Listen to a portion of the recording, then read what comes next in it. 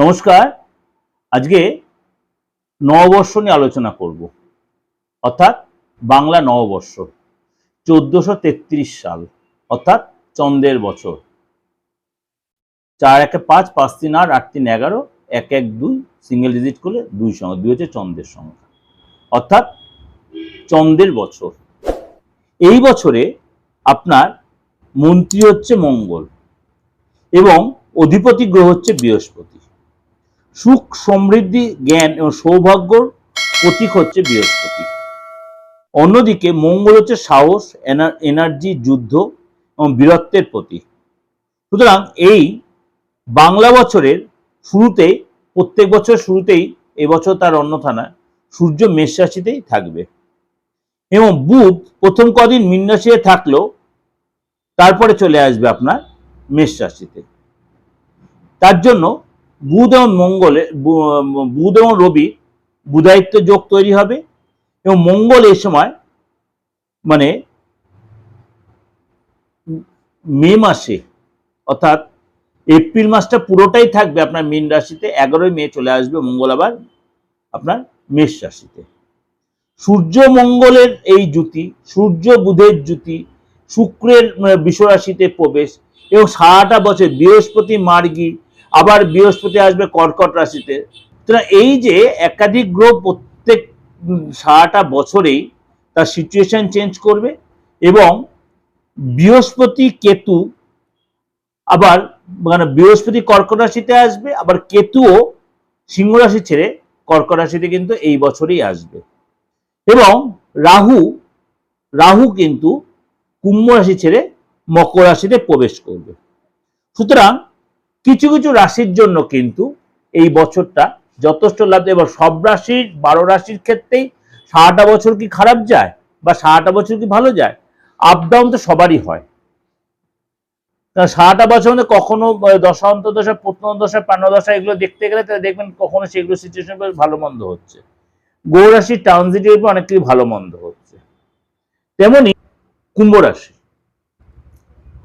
রাশির জন্য এই বছরটা কি ওয়েট করছে, অর্থাৎ আপনার রাশি অধিপতি হচ্ছে শনি, আর এটা হচ্ছে চন্দ্রের বছর। 1433 সন হচ্ছে চন্দ্রের বছর। আপনার জন্য কি অপেক্ষা করে আছে? আপনার অনেকাংশেই কিন্তু ভালো কিছু অপেক্ষা করছে। আপনার রাশির অধিপতি শনি এই সারাটা বছরই কিন্তু কম বেশি আপনার মীন রাশিতে থাকবে।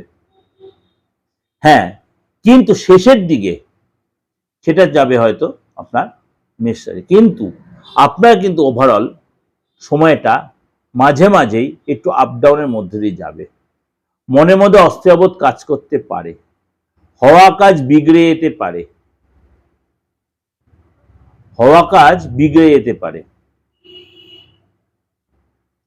দেখা গেল আপনি হতাশ হয়ে পড়লেন, রেগে গেলেন, টেনশন হলো, দীর্ঘদিন ধরে একটু আপনি কোনো আশা দিয়ে রেখেছিল এই জিনিসটা দেবে বা এটা হবে, সেই জায়গায় আপনি অনেকটা আশাহত হয়ে গেলেন। এটা হতেই পারে।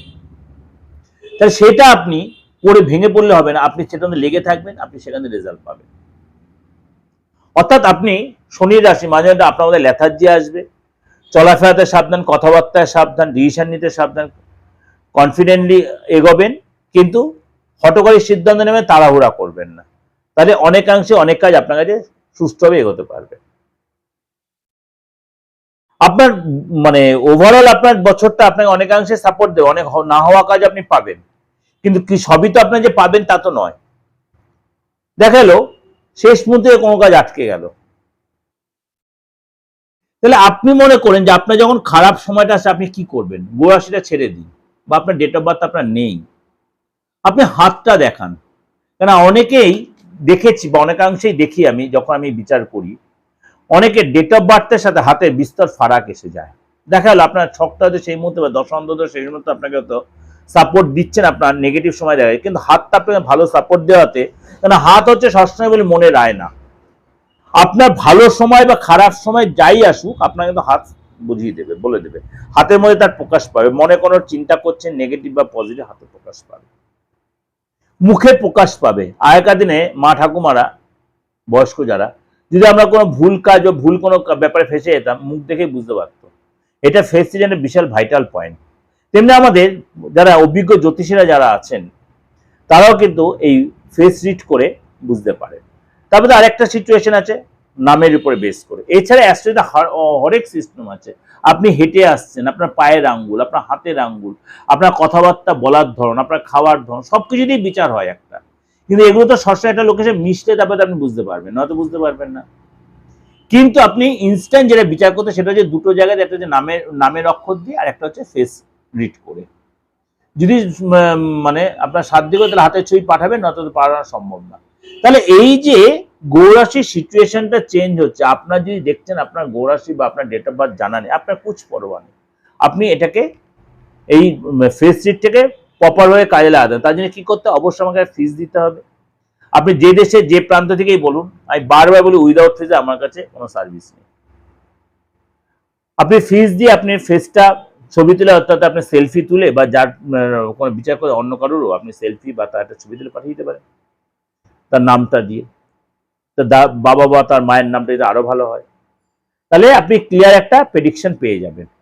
হ্যাঁ, এবার যেটা বলছি রাশি নিয়ে, অর্থাৎ শনির রাশি কুম্ভ রাশির আপনার, যদিও 7.5 লাস্ট স্টেজ, আপনাকে ডিসিশনটা সাবধান, লেনদেনে সাবধান, নতুন কিছু আরম্ভ করতে গেলে একটু সতর্কতা, অর্থাৎ কারোর থেকে অ্যাডভাইস নিয়ে এগোলে সবচেয়ে ভালো হবে। আপনি নিজের ইচ্ছা হলে আপনি করে ফেলেন তা না, অবশ্যই নিজের অন্তরাত্মা শুনবেন এবং কারোর থেকে যে অ্যাডভাইস নিতে পারেন সেটা আপনার জন্য আরো ভালো হবে। মায়ের সাথে বন্ডিং ভালো হয়, মাঝে মায়ের শরীরটা একটু ডিস্টার্ব হতে, মাকে একটু টেনশন থাকতে পারে, মায়ের কাছ থেকে কিছু প্রাপ্তিযোগ হতে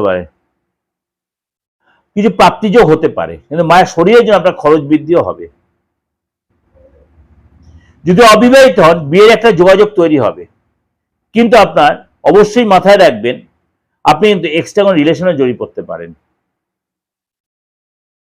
সেই রিলেশনটা আপনার জন্য ভালো হলো, লোক সমাজে সেটা খারাপ হতেও পারে। সেই জন্য ছোটখাটো কিন্তু আপনার বদনাম বা অপবাদ হতে পারে। এগুলো একটু আপনাকে সতর্ক এবং সংযত থাকতে হবে। অর্থনৈতিক জায়গাটা আপনার ভালোই দেখা যাচ্ছে, অর্থ আসবে, কিন্তু কোনো কোনো জায়গাটা উইদাউট প্ল্যানের জন্য অর্থ কিন্তু আপনার বেরিয়েও যায়, তখন যেটা অনুশোচনা হবে। সেগুলো আপনাকে অবশ্যই একটু ম্যানেজ করে ঠান্ডা মাথায় চলতে হবে। কাউকে তুরন্ত কোনো কথা বলে দেবেন না। কোনো প্রতিবাদের জায়গাটা অবশ্যই দেখে নিয়ে করবেন, কোথায় করছেন, পরিস্থিতি বুঝে, স্থান কাল পাত্র বুঝে করবেন। তাহলে কিন্তু আপনি কুম্ভ রাশি অনেক যুদ্ধে আপনি জয়লাভ করতে পারবেন। এটা ওভারঅল একটা প্রেজেন্টেশন দিলাম আপনাদেরকে আমি, অবশ্যই ভালো লাগবেই, অবশ্যই মিলবে। যদি আমার সময় হয় বা, তাহলে আমি আপনাদের এটা চেষ্টা করি একটু আরো বড় বলার। তা আপনাদের যতটা বললাম ততটা আপনাদের অনেকটাই উপকৃত হবেন। যোগাযোগ করতে হলে অবশ্যই বুকিংয়ে ফোন করে নেবেন, কারণ সব ধরনের প্রোগ্রাম আপনাদের কাছে প্রেজেন্ট করছি। এই যে 1433 সালের নববর্ষ বা সারাটা বছর কেমন যায়, সেটার সাথে 2026 সালটা আপনি অবশ্যই সার্চ করে আমার দিগদর্শন প্রণামে সার্চ করে পেয়ে যাবেন। যদি একসাথে দুটোকে ট্যালি করেন, দুটো একসাথে করলে আপনি অনেকটাই উপকৃত হবেন। ভালো থাকবেন, নমস্কার।